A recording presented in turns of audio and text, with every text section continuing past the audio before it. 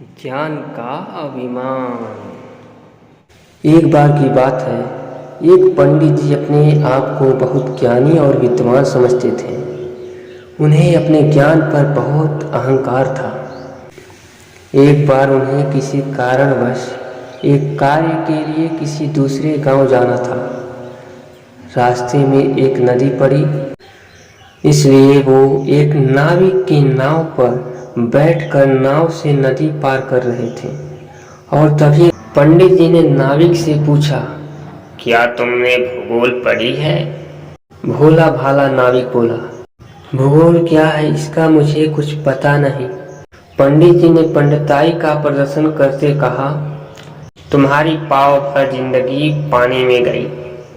फिर पंडित जी ने दूसरा प्रश्न किया, क्या इतिहास जानते हो? महारानी लक्ष्मीबाई कब और कहाँ हुई तथा उन्होंने कैसे लड़ाई की? नाविक ने अपनी अनभिज्ञता जाहिर की तो पंडित जी ने विजयी मुद्रा में कहा, ये भी नहीं जानते, तुम्हारी तो आधी जिंदगी पानी में गई। फिर विद्या के मद में पंडित जी ने तीसरा प्रश्न पूछा, महाभारत का भीष्म नाविक संवाद या रामायण का केवट और भगवान श्री राम का संवाद जानते हो? अनपढ़ नाविक क्या कहे, उसने इशारे में ना कहा।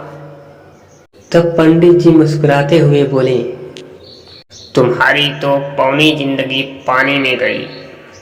तभी अचानक नदी में प्रवाह तीव्र होने लगा। नाविक ने पंडित जी को तूफान की चेतावनी दी और पंडित जी से पूछा, नौका तो तूफान में डूब सकती है, क्या आपको तैरना आता है? पंडित जी घबराहट में बोले, मुझे तो तैरना वैरना नहीं आता है।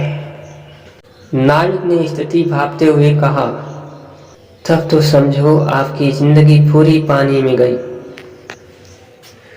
कुछ ही देर में नौका पलट गई और पंडित जी बह गए। मित्रों, विद्या वाद विवाद के लिए नहीं होती है और ना ही दूसरों को नीचा दिखाने के लिए, लेकिन कभी कभी ज्ञान के अभिमान में कुछ लोग इस बात को भूल जाते हैं और दूसरों का अपमान कर बैठते हैं। याद रखिए, शास्त्रों का ज्ञान समस्याओं के समाधान में प्रयोग होना चाहिए, शस्त्र बनाकर हिंसा करने के लिए नहीं।